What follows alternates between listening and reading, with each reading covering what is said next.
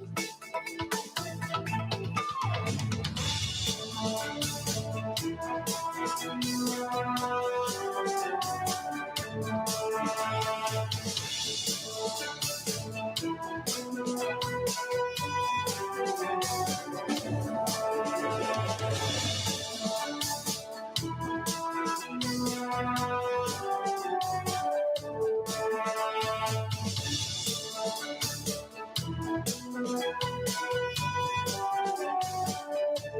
morning to all of you out there. Welcome to the program Agenda. I'm your host, Cito Beltran, thanking you for joining us today and for being subscribers of Cignal TV and viewers of One News PH here on One News PH. Agenda airs on channels 8 and 250 in case you're not aware of that.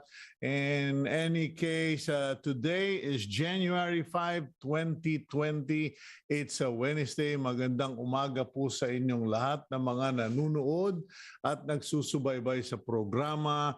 You can watch us either via Cignal TV, which we hope you will subscribe if you are not yet a subscriber, because you are probably watching us on Facebook, and via YouTube, where you can watch us by punching in One News PH. You can also download the Cignal Play app, and you can reach us via SMS. Our number is 0968-704-7736. Okay, today, let's begin the day with our daily starter. And our daily starter is from Ralph Nader. I believe he was the consumer advocate in the United States. Your best teacher is your last mistake. And I would like to bring this to the attention of authorities who are now ramping up our defenses and our campaign against Omicron, if it is Omicron that's spreading, because the interesting thing is, government officials are saying it's probably Omicron, but no one seems to be talking about did they do a genome sequencing, etc. Anyway, your best teacher is your last mistake. I just want to point this out to many, because right now it seems that we are beginning to repeat the mistakes of the past. We all campaign for vaccination, particularly of senior citizens, and now they are vaccinated. There are government officials, local government officials saying they should all stay home. And then we've been campaigning for the vaccination of young adults, and now we are saying that they should stay home, etc. We know the need for care and prevention. However, we really need to learn from our past mistake, and our last mistake was with the eruption of Delta. Let us not just automatically react or be reactionary. Okay, and for those of you who have nothing to do with the anti-Omicron or anti-Delta campaign, then just remember, your last mistake is your best teacher. Don't do it again. Okay, now let's go to the front page of the Philippine Star. Today is January 5, 2022, and the headlines for the Philippine Star: restrict unvaxxed nationwide. Okay, there is now a call primarily headed by Presidential Advisor for Entrepreneurship and Go Negosyo founder Joey Concepcion to for the national government and LGUs to restrict those who are unvaccinated from going out nationwide. Hindi lang dito sa Metro Manila, kundi sa buong Pilipinas na dapat daw gawin yan. Okay. Now, above on the header of the Philippine Star, some areas see shortage of paracetamol brands, and below that you have a photo of a person trying to buy medicines from a pharmacy, and ayun po, ang linaw naman ng kanilang karatula, walang stock ng Biogesic, ng Bioflu, Tuceran, Solmux, Tempra, Alaxan, Sinecod, Saridon, Decolgen, Decolsin, and I can't read the other one, Rexy something. Anyway, that is going to be our first topic for today as we speak with the representative of the Philippine Pharmaceutical Healthcare Association of the Philippines. And just so you know, today we will be talking about that. And then below, along that photo, there is that small box on the left that says United States logs over 1 million COVID cases in a day. Hindi na po biro itong Omicron sa Amerika. 1 million in a day, but I guess the good news is it does not have the same impact as Delta. Anyway, let's go further down. Bulacan, Cavite, Rizal provinces have been placed under alert level 3. The tally of Philippine cases of COVID-19 is up slightly or down. Hindi ko na matandaan. Basta mataas siya, 5,434. And the number of deaths as of yesterday, 18 people died. The center photo is of a law enforcer reminding passengers of a bus that you are not allowed to eat while riding public transportation or being in a bus. Okay. Now, charges have been filed versus Poblacion girl, her parents, and others, primarily the hotel, I suppose, or someone from the hotel has been charged in court for the breach of COVID-19 protocols at the Berjaya Makati Hotel. Below that, Philippine National Chief tests positive for COVID-19. PNP, Philippine National Police Chief General Leonardo Carlos has informed the public that he contracted COVID-19 along with his driver. Below that story, you have donations continue to pour in for Stars Odette Fund Drive. Hindi pa po tapos ang lagim dyan sa Visayas and Upper Mindanao because people are really suffering, and we will try to give you a better picture perhaps tomorrow with one of my friends who is a film director who happened to be in the area when Odette struck. And finally, the government may reassess price range of COVID tests. The the spokesperson of Malacanang indicated that they are open to reviewing the prices for RT-PCR antigen tests kasi critics are saying mahal pa rin, so mahirap magpa-test. Okay. Meanwhile, as a positive news or just a feature, the SM Mall of Asia showcased a display of hope floats at the SM Mall of Asia via their inflatable balloons to entertain and cheer up people, particularly children. Okay, now for today, let me just go through my notes here. We will be speaking to the representative of the Pharmaceutical and Healthcare Association of the Philippines regarding the shortage of paracetamols, etc. Then later we will be speaking with the League of Provinces of the Philippines Chairman Dax Cua regarding how they are preparing in anticipating the eventual arrival of this surge in their provinces. And last but not the least, we will speak with a friend of mine, Dr. Erwin Cruz, who is a free-range poultry and duck specialist, particularly on the subject matter of bird flu. Medyo mukhang nagkaban na naman and kakaba-kaba yung mga racers because of feed costs. Let's now go to our first topic. It seems that local pharmacies are reporting and experiencing paracetamol shortages. The health department, however, assured the public that the country has enough supplies. Well, our first guest is none other than the Vice President of the PHAP, also market managing director of Zwilig Pharma.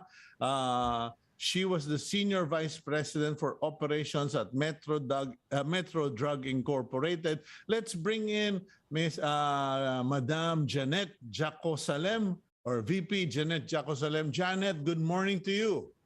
Good morning, Cito. Nice to see you again. Okay, thank you very much for joining us this morning. And your association was first thing I remembered when news broke out na nagkakaubusan na ng mga gamot sa mga butika. What exactly is the situation and how did this come about?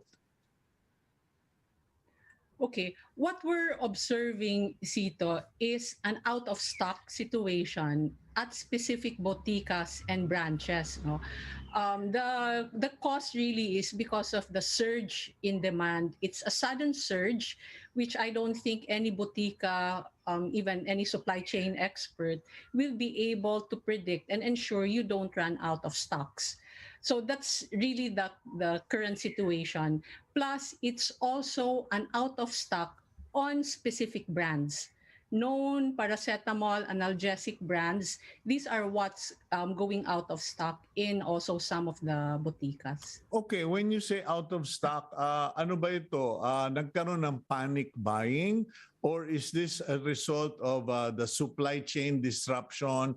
Kasi some people are wondering, are these medicines manufactured in the Philippines or are they imported? Kasi yung binibilan ko ng tinapay, imported pa yung tinapay. Sabi ko, grabe kayo, tinapay, in-import pa ninyo. Most of the paracetamols and analgesics, Cito, are already locally manufactured. Mm-hmm. So we don't really see supply chain as the issue here. It's really that sudden surge in demand, I guess because of what you said, panic buying. Mm-hmm. Okay, now quick? Yeah, go ahead, Jannette. Sorry, I thought you were finished. I was just going to say, and it's also not across, it's not a nationwide situation that we're seeing. It's really on areas that they're experiencing the out of stock. And we don't call it a shortage because we have enough inventory in our warehouses.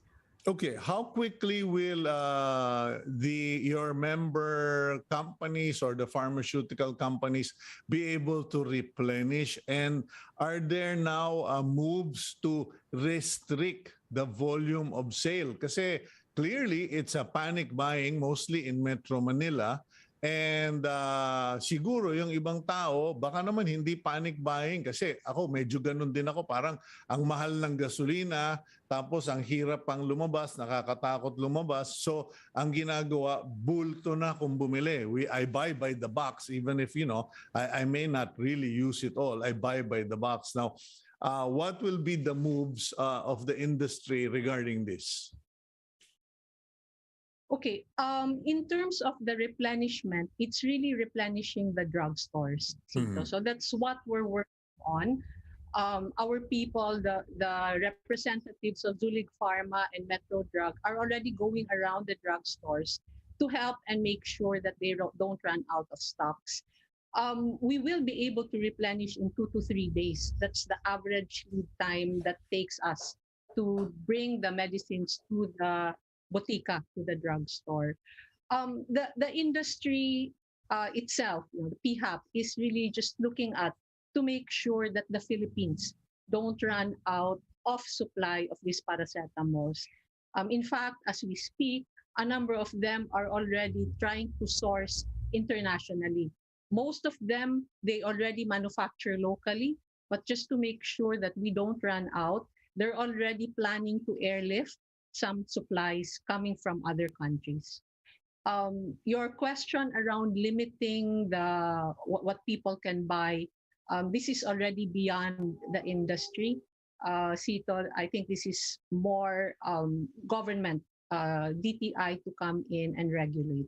Would this be a good idea even on a temporary basis? Like, kumbaga, okay, just for the next 2 weeks, while we are bringing in all of those imported stock, while we are distributing, can the DOH or the government, should the DOH or the government impose, okay, no one buys by the box unless you are a clinic or you are a hospital. If you are an individual, isang banig lang, those 10 tablet things. Yes, I think that's a good idea. If the Department of Trade and Industry will mandate that, the industry will support it. Okay, well, other than that, are there concerns of the PHAP regarding, because I read, as you may have heard me read in the news, the United States alone registered 1 million cases in one day. And this seems to be becoming a global reality. Kumbaga, wala nang may kasalanan dito, kasalanan lang ito ni Omicron or ng COVID-19. Now, are there other concerns as far as medicines go? Because I know there's a supply chain disruption for imports from abroad. What about local PHAP? Are you worried that we might have similar problems in more important medicines? For the medicines that we know that will be used as therapies for COVID, Cito, really depending on how this blows up, how the surge goes, there could be some shortage. But we are preparing. Our members are putting together the plans to make sure that the Philippines will get adequate supply of the needed therapies for COVID. And are the members of PHAP getting priority or parang green lane priority in bringing in this medicine? Because we're going to have to stockpile at the rate that Omicron and COVID has been spreading. We're going to have to stockpile for this. I mean, the DOH has already said that hospitals have to stockpile on oxygen and masks, etc. Well, we're hoping that our friends in the Bureau of Customs and FDA will be supporting the industry's drive in bringing the medicines in and will help us to facilitate that, the green lane will be opened up for these therapies. Okay, well, I guess that about covers it. Jannette, unless you have any other any things you want to share with our viewers, pasensya ka na, medyo yung utak ko ngayon hilo na, kakabasa nitong Omicron na ito. Maybe isang panawagan lang, Cito, really requesting our kababayans to avoid the hoarding. Don't buy more than what you need. We do understand that people have medicine cabinets at home. You want to stock up. So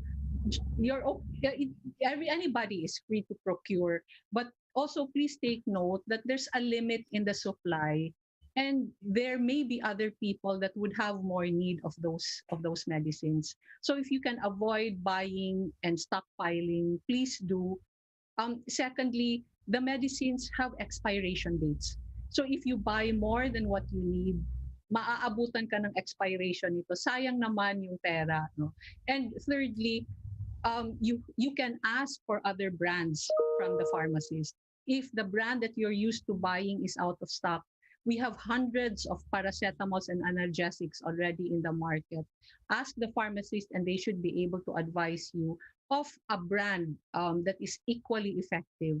And finally, please consult your doctor. If you are sick, avoid self-medicating. It's still the doctor that knows best. Okay, well, Janet, Yun lang po.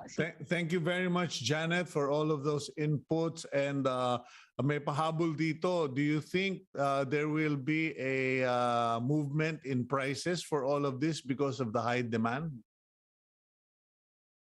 For the members of PHAP, we can assure you that we are not going to increase the prices of medicines because of the current situation. It is not the principle of our organization to take advantage or take opportunity of such situations to increase prices. Well, congratulations, and that is highly commendable. Thank you very much, Janet Jakosalem, Vice President of PHAP. Okay, and now after our talk with Ms. Janet, let's now go to the Chairman of the League of Provinces of the Philippines, Governor Dax Cua, who we would like to discuss. Alamin na natin kasi medyo let's welcome Governor Cua first. And okay, I think we're having a bit of a technical problem here, guys, but let's check because we would like to bring in Governor Dax Cua. Governor Cua, you're okay. There you go. Good morning, sir. Morning, Cito, and good morning to all your viewers listening. Okay, mukhang ano ka na, medyo yung style mo ngayon panghanda na sa COVID, yung mga itsura ng mga hindi na nakakatulog dahil sa COVID. medyo lang po. Okay, anyway, good morning Governor, and Happy New Year. And I asked our team to reach out to you to find out what are your members doing? Are you preparing or planning in anticipation of the COVID surges? Kasi alam naman po natin that like twice in the past, this has happened already. Pag pumutok sa Metro Manila, sigurado sasabog din sa mga probinsya. And I'm just praying that this time, our last mistake was our good teacher. Sabi nga sa Daily Starter, what are your members doing about this situation? Well, Cito, thank you for having us and allowing us to speak in your show. First, when it comes to managing COVID situation, although we've had previous spikes before, it seems like each new spike is different from the previous one. No, kasi new variants tend to have different features, transmission rates, infectious rates. So therefore, medyo nag-iiba palagi. But ang tools lang talaga natin are the minimum health standards. One tricky tool that we can revisit and review again are the travel policies and travel protocols. Now, the last time we shifted to the alert level system, the thrust really was to disable travel restrictions so that people can move further and concentrate on granular lockdown. So tama naman po yun, granular lockdowns is the way to go, so that we only contain those areas that need to be contained. Pero with the transmission rate or with the infectious rate of this Omicron, perhaps we should rely on the experts' advice whether travel policies, travel protocols need to be revisited once again. Okay, now that's the cause of concern because on one hand, people don't want to see the same surge in metro areas happening in provincial areas. But on the other hand, there are also businesses and individuals who are very concerned na baka mag-lockdown kayo or you prevent entry, or the third concern is, the imposition of RT-PCR tests, etc. Kasi parang it's one set of solutions versus the other set, because everyone has been saying, if you're fully vaccinated, just show your vaccination card and you're fine. Pero ngayon, biglang kahit na fully vaccinated and naka-booster ka na, if you are below 18 or you are above 60, hindi ka pwedeng lumabas, etc., etc. So I think people are confused and a number of people are getting angry. Kasi syempre, pag confused ka, nakakaasar nga naman. Yeah, I can completely agree and understand, Cito, that, and we're not saying that's the solution. No? We're just saying that if it needs to be revisited, then let the experts discuss it, uh, and let there be a scientific basis for that decision. Yeah. Kung kailangan, handa kaming i-implement, no? Kung yan ang magiging isang solusyon. Nakikita naman natin ngayong mga panahon, mas konti rin ang lumalabas sa Metro Manila. Talagang mag-isang umiiwas sa mga tao dahil alam nilang prevalent nga medyo yung flu-like symptoms. Kaya nag-iingat sila, ayaw nila maka-contract ng Omicron. So I think the people are already learning how to deal with it. And if ever we're going to do some travel protocols or restrictions, you're right, we should learn from what we have done in the past and improve it para hindi magulo at hindi inconvenient. Or we'll try to make it as seamless as possible para hindi talaga maapektuhan yung mga hindi dapat maapektuhan. Governor, what about the call of Joey Concepcion, Presidential Advisor Joey Concepcion, that we should implement the nationwide restriction of movement for the unvaccinated? In your province, are you going to implement that? And are your members in the League of Provinces inclined to implement such a move? Kasi parang may dalawang pakinabang eh. One is hindi sila tatamaan ng COVID, and the other is ngayon may motivation na silang magpabakuna. In fact, yesterday that was all over the news. People who just basically went to the vaccination centers. That is really a very interesting, and I think it will be effective if it will see the light of day, Sir Cito. Ang kailangan lang siguro namin pag-aralan sa local government at sa mga police na mag-implement nito is really the legal basis for it. No? There has to be some sort of a mandate or a legal basis for us to restrict movement or travel of people when we know it's part of their rights as citizens. So maybe limited travel. Ngayon, ginagawa na natin yan sa mga malls. Kung unvaccinated, mas restricted ka. Or may age demographic pa nga tayong ina-apply in public places and in closed places. So may activities that are allowed in open spaces like dining. So it's being slowly introduced. But I think in principle, it will work in incentivizing our people to get vaccinated. But on the other hand, we need to lay the foundation, the legal foundation for that policy. Are you going to spearhead that move for a legal foundation? Because in Muntinlupa, I heard yesterday that in Muntinlupa City, you cannot do business at City Hall unless you have a Vax card. And then in Iloilo, a school principal, I believe, barred 16 teachers from entering the premises because they were unvaccinated on the basis of a DepEd circular saying that those unvaccinated teachers are not allowed to enter premises. Are you, as governor of the province, going to spearhead, or will you call on the mayors of your province to do the same like they did here in Metro Manila? Yeah, I think for that to be effective, Sir Cito, it has to be concerted. Kailangan hindi lang ang Kapitolyo ang mag-i-impose niyan.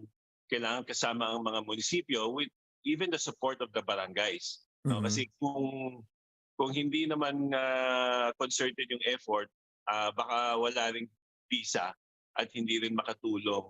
And before we do that, we should make sure that there are alternatives for those who have not been vaccinated. There should be online processes available for them.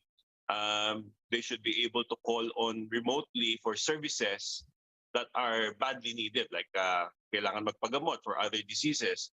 Hindi makapunta sa office ni mayor o ni governor. Kailangan meron naman ibang alternative methods. So, but yes, it is a worthy effort and endeavor to pursue kasi it will really help us boost our vaccination rates. Okay, that's a good direction. What about your current situation for healthcare? Kasi first discovery of the city of Manila is that with the surge of cases, their hospitals piled up, and one or two hospitals had to temporarily close the doors, etc. And this is the biggest concern globally, hindi lang sa Pilipinas, the biggest concern globally na pag ito pumutok sa Pilipinas, yung mga hospital natin punuan na naman.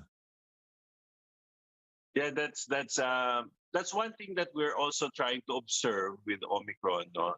Hopefully, there are some research that suggests that Omicron may not lead to more severe cases. No, I mean it will lead to some severe cases, but the rates are not as the same as the other variants in the past.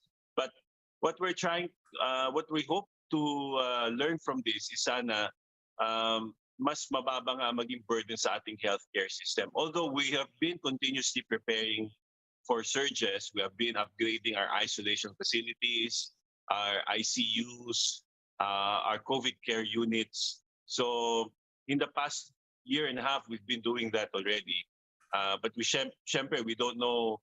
Ang nakakatakot is that if Omicron spreads faster than the other variants and really introduces more breakthrough cases or severe cases, then it will really burden our hospital systems. So sana nga we're hoping that some of the research that suggests it will not lead to too many breakthrough cases, sana tama yung research na yon. But we're still keeping our fingers crossed and preparing just the same. Okay, but unfortunately, I have to say this, and maybe for people to also realize, I have a Bible study group, about 10 members. 5 families of 10 are all infected with COVID, and they're all vaccinated. So vaccination by itself is no guarantee that you will not get the virus. Although the good news is they're not serious, they're mostly mild, so sa bahay na lang sila. Diyan ba sa probinsya ninyo, sa province ba ninyo, paano ang magiging patakaran? Are you going to essentially tell people to home quarantine, or will you tell people na maghanda na kayo ng isang quarantine room kung sakaling pumutok ito sa atin, para yung mga hospital natin ay para lang for emergency cases? Yeah, that's what we've been doing already since the past spikes yung sa Delta. We've employed several strategies. Yung home quarantine or home isolation was one of them. Mm-hmm. Kung may suitable na kwarto yung bahay nila, Sir Cito. The other alternatives were we were using barangay isolation facilities. So the barangays prepared, hindi naman marami, usually between 1 to 5 rooms ang pin-prepare ng mga barangay na sa facilities nila yan. And some even borrowed facilities from the Department of Education. But that may be difficult if we are going to do face-to-face classes in the next few weeks. So that might not be available anymore. So these are things and strategies that we used to do. And we're ready to re-implement them. Tulad ng sinabi mo, Sir Cito, maraming vaccinated na nagkakaroon ng Omicron because vaccination doesn't really guarantee that you will not get infected. It really minimizes the risk of breakthrough cases nga. So hopefully hindi ka magiging severe kasi nga you are vaccinated. So we're seeing that one of the prevention efforts really is vaccination. And we've been trying to work on that kasama ng national government. All levels of local governments have been working tirelessly on vaccinating our kababayans as fast and as efficiently as we can. As far as the League of Provinces are concerned, Governor Cua, what is the level of vaccination in general? Kumbaga, if you took all of the member provinces, what is the average or percent of vaccination for the entire population? Sir Cito, that would be the national average. No? So that would be around 70. The last I was talking to DOH, the national average was around 70%. Creeping up to 80% already. But it could be updated already or maybe even higher today. But that was a few days ago when I got Ay dyan sa Quirino, kamusta naman ang vaccination levels? Marami pa rin bang mga nagtatago, umiiwas sa... Kasi may mga kaibigan ako, hindi naman vaccination ng problema, duwag sa karayom at saka sa injection. Dyan sa Quirino, what is the situation? We are at around 85%, if approximately. That's last data that I gathered. Again, nagkakaroon kami ng konting resistance dun sa mga may fear of vaccination. So may mga for personal reasons or religious ang ibang sinasite nilang reasons, ayaw nila magpabakuna. So we're really trying to kumbaga sinusuyod na namin yung mga barangay at talagang pinapakiusapan na. At nagbibigay kami ng personal testimonies na nakakatulong to prevent severe cases. Pag naging severe ka kasi, Sir Cito, hindi lang yung panganib sa buhay. If you live through it, pag-survive ka ng severe COVID case, ang laki rin ng gastos mo eh. So kahit na may health insurance ka, kahit may PhilHealth tayo, malaki pa rin ang babayaran mo. At malaki pa rin sinusuportahan ng gobyerno dyan. At yung iba nagbebenta pa ng mga lupain nila para lang makapagbayad, no? Lalo na yung mga farmers natin. So those are things that sana maiiwasan naman kung mapabakunahan natin. Okay, last question ko na lang, Governor. Doon ba sa probinsya, kasi I know in Quirino, meron naman kayo mga Jollibee, McDonald's, mga fast food area, yung mga popular ba? Palagay ko, pag biglang sinabing no vaccination card, no entry, marami nang magpapabakuna kasi hindi nila matitikman yung favorite nila. Meron na bang policy? Does the province of Quirino have that policy that all commercial establishments must require vaccination cards? Well, hindi pa siya mandatory, Sir Cito, but yes, a lot of our establishments are already implementing that. Inaalaw naman kasi namin sila to implement it. So, but that is a very sound suggestion na maging uniform na nga, na no card, no entry. Hopefully nga but sa aming provincial government, there is such a policy that if you need to present your card for you to be able to transact face-to-face. So meron na po yung aming provincial government. Okay. By the way, si Manny Pacquiao announced that they are stopping all campaign related activities or movements. Bagay, wala pa namang campaign period, pero lahat nangangampanya na. What about the members of the League of Provinces? Are you likewise going to observe a moratorium in mass gatherings as a result of this new development with this Omicron-like surge? I think it's responsible to review all our policies on gatherings, whether on a national or league effort. Kailangan talaga i-review yan, Sir Cito, lalo na ngayon sa Omicron. We cannot take it lightly. We cannot risk the health of our constituents. So thank you for suggesting that, and we'll put that up for discussion right away. Okay, well, thank you very much, Governor Dax Cua, for your time this morning. Sorry to disrupt your so many responsibilities. Kailangan lang na malaman ano yung sitwasyon. We hope that all will go well with you there. God bless you, your family, and the constituents of Quirino Province and all the members of the League. Thank you, Sir Cito, and stay safe to you and all your viewers. Okay. Yan po, si Governor Dax Cua ng probinsya ng Quirino. Will go for a quick break. And when we come back, we turn over to our livelihood portion of the program kasi wag naman tayo puro COVID at kamatayan at sakit. Kabuhayan naman ang punta natin. But also regarding this issue of bird flu. Okay, we'll be right back here on Agenda.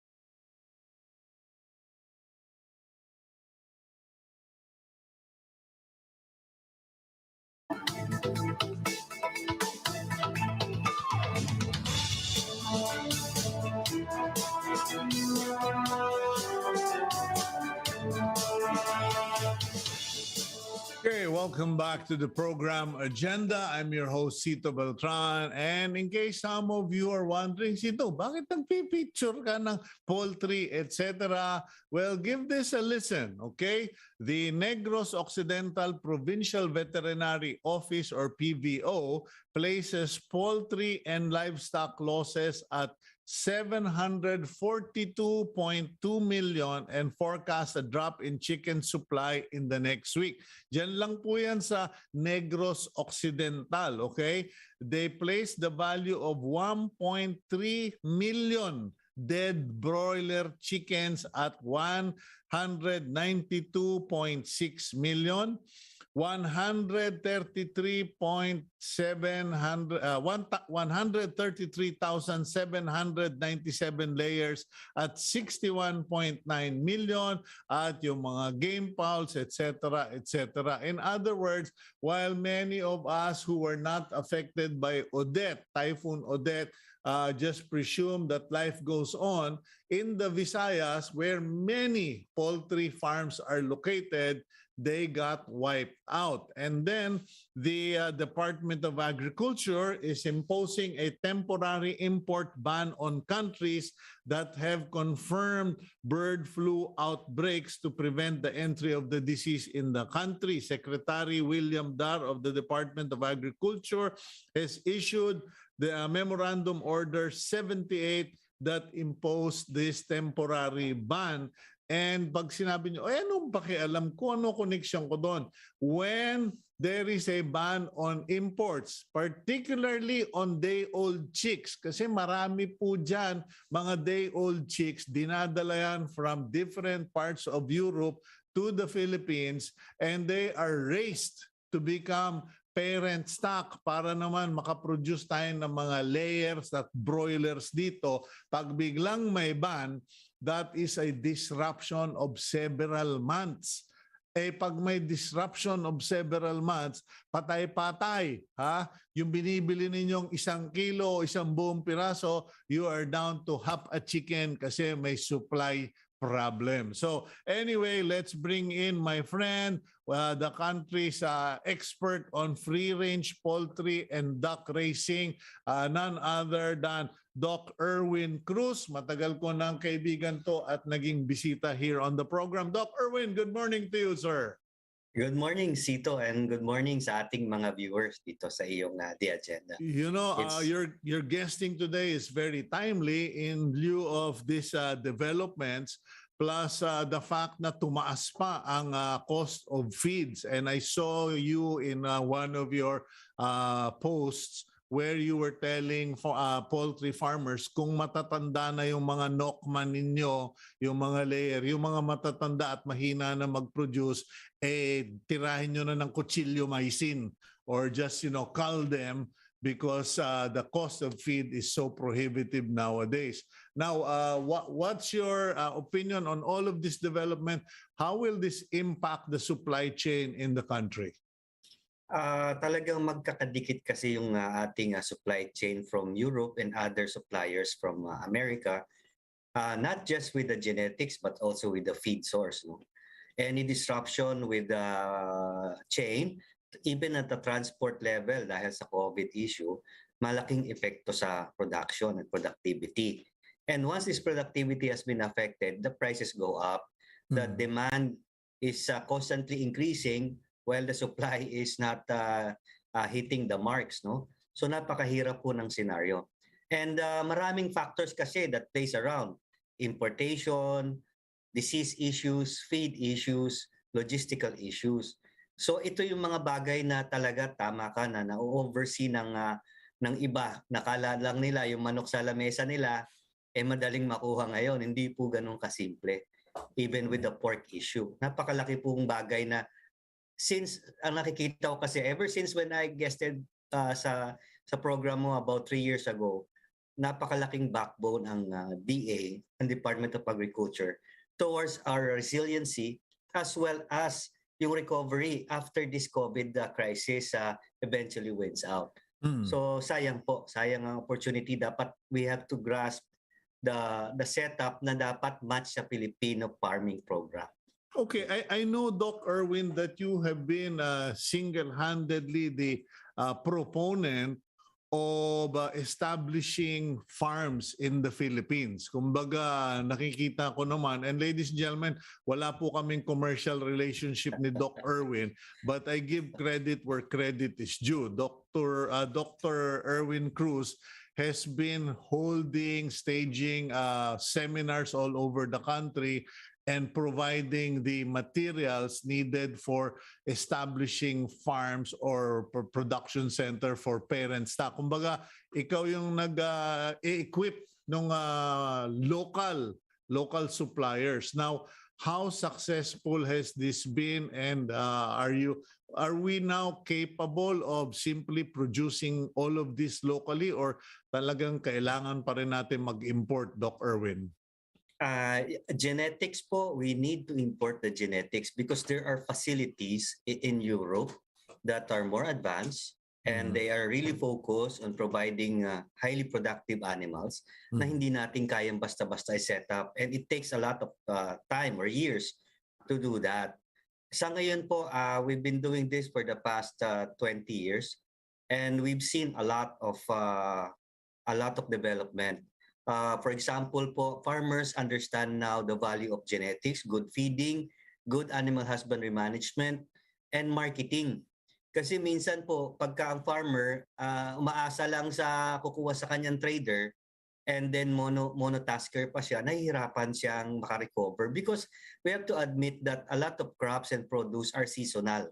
No? And sometimes the weather really affects. And sabi ko sa mga farmers, hindi pwedeng titingala lang tayo sa langit, sasabihin natin sana wag umulan, sana ganito. Dapat we have to be equipped as a farmer and you have to focus on your locality. Farming in the Philippines has to be focused more on the locality base. Produce local, eat local programs has to be pushed by the DA. Kasi konting disruption sa Manila, parang nagkasinat lang ang Manila, na nilalagnat na sila ng grabe sa probinsya. Of course, the weather factor pa.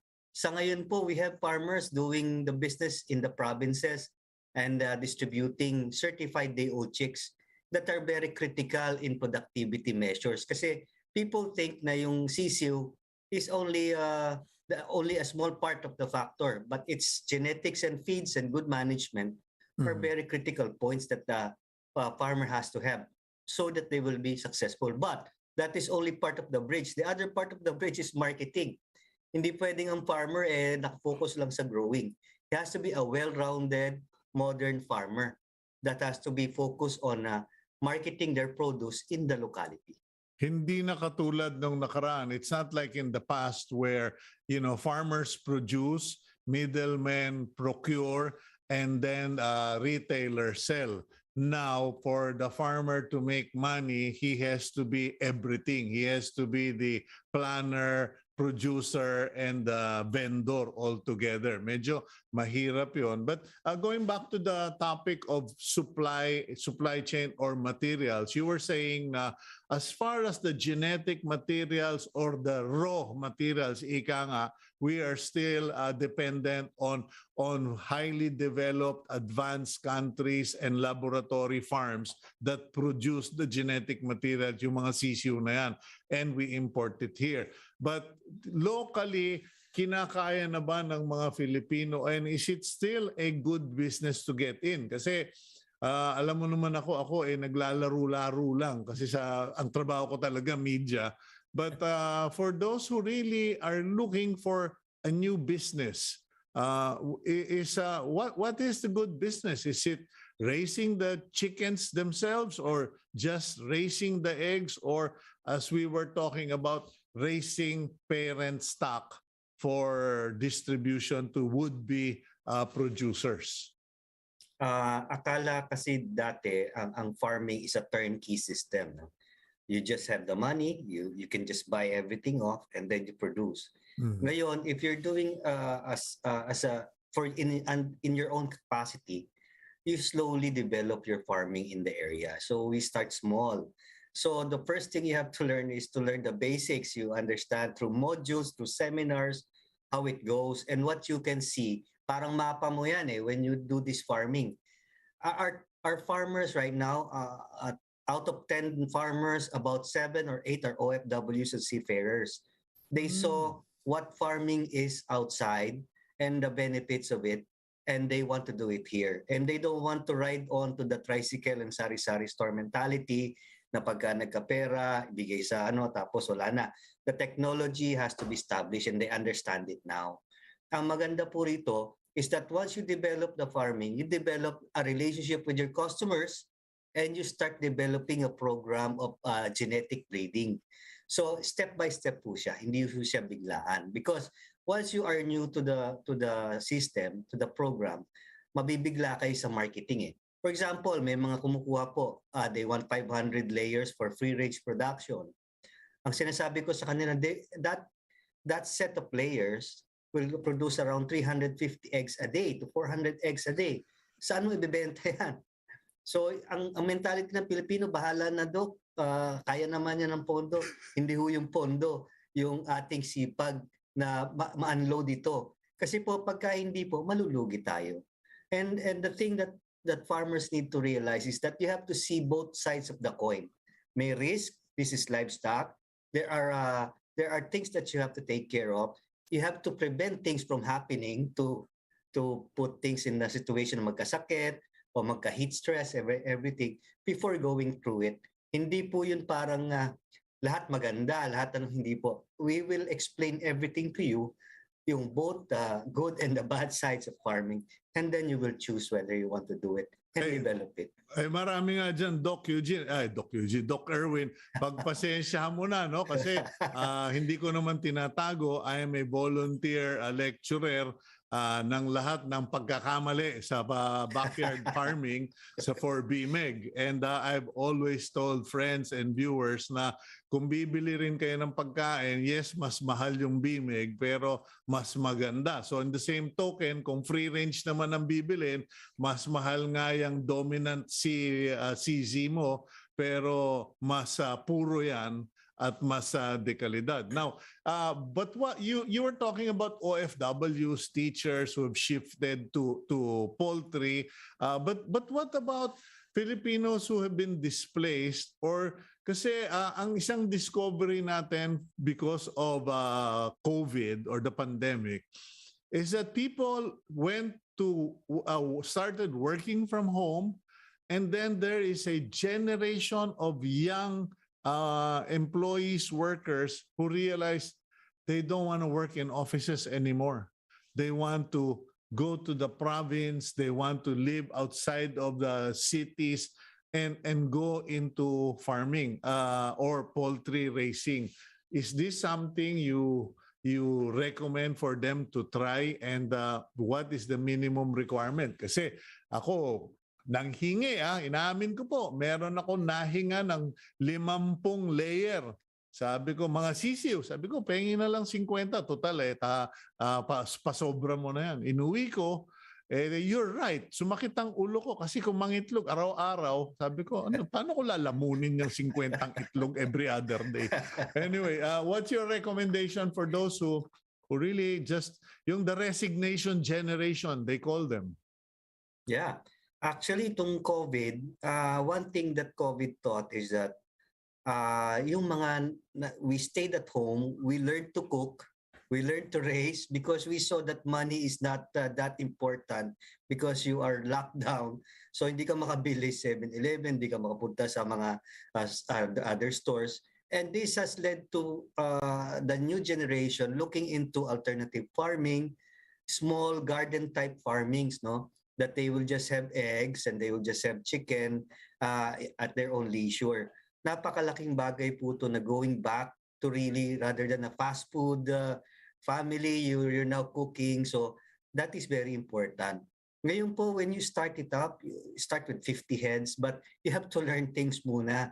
That there are things, for example, nasa subdivision ka, yung subdivision mo is, plus subdivision, maglagay ka ng manok dyan, maglagay ka ng cockerel dyan, titilaok yan, baka magka-problema, di ba? So zoning issues, we teach these things because in the roadmap that we provide, you have to learn these things that later on, it pays back if you do it properly or diligently. Mm-hmm.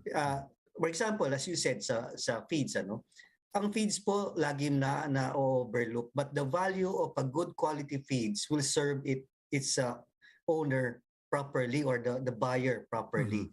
Pag bumili ka ng low class na feeds, low class din ang production mo. And you're wondering, same thing with sisiu. Kasi Yes. for many decades, dekada literally, bumibili ako sa poultry supply. Basta puting sisiu, broiler, pwede na yan, mangingitlog yan. Yung pala yung umaabot dun sa mga ganon, pinagpilian na.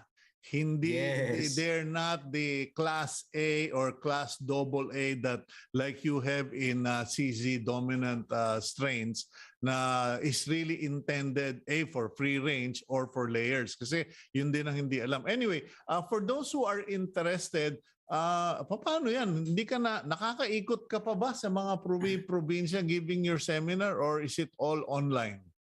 All online. We're doing things online. We have online modules. You just need to go to our Facebook page, Dominant Space Asia Pacific, and then you will see you can inquire through PM, private message, that you're interested with the modules. You just look into it, because we have to understand that everybody's for farming, no? Not everybody can do farming. Well, all of us prefer eating, but somebody has to do the farming part. And we are encouraging this method of farming because it only focuses. One thing that nakita ko, Cito, to be really happy about it, is that it brings the family together in the provinces, because rather than the kids going out, doing maglayas-layas, they rather stay in their houses, in their bakurans. They feed the chickens, they take care, and they go back to the family. That's why I made this program of Ilaw ng Tahanan program, which makes the women empowerment of our housewives and our homemakers to have opportunities to have a farming based in their families with their kids, and hopefully encourage the men to do it as a sideline din nila bukod sa farming sa labas. Okay, so we have this program, Dominant Asia Pacific. So just go to your Facebook page, Dominant Asia Pacific, at nandoon na lahat yung mga training. I'm sure we will be doing more interviews in this year, Doc Erwin, because talaga namang alam niyo po, hindi naman po pwede, ladies and gentlemen, that we just keep talking about disasters, virus, and politics and politicians. I think many of us would rather talk livelihood, and the line that Dr. Erwin Cruz is in has been consistently. Ilang years ka na ba dyan, Doc, na nagtuturo and nagsusupply? Since 1997. So Wow. It's almost 25 years that I'm doing. It's a crusade, actually, Cito. It's a crusade. I'm the only one left here. But, somebody has to hold the fort, because I see educating farmers, educating consumers is very important to set up the program well. Okay. Kasi talagang napaka-critical po na education. An educated farmer is a successful farmer talaga. Well, we are in that crusade together, and that's why I'm a volunteer lecturer of BMEG Feeds. So thank you very much, Doc Erwin Cruz, and God bless you. Good health to you. I'm happy to see you look great now, and see you soon one of these days pag pinayagan na ang mga lolong lumabas. Okay, that's Dr. Erwin Cruz, free range poultry and duck specialist. He is just go to Dominant Asia Pacific and you will find him there. Okay, and we close today's program with our blessing. And there you go. Oops, there. And we know that in all things, God works for the good of those who love Him, who have been called according to His purpose. We thank you for joining us today. Thank you for those, Mr. Abundo, who pointed out to me na meron akong error dun sa date. We take in all of your suggestions, even your criticism, basta maayos lang po. God bless all of you. Please continue watching One News Speech PH and be subscribers of Cignal TV. Thank you very much, PLDT, for your home fiber optic internet.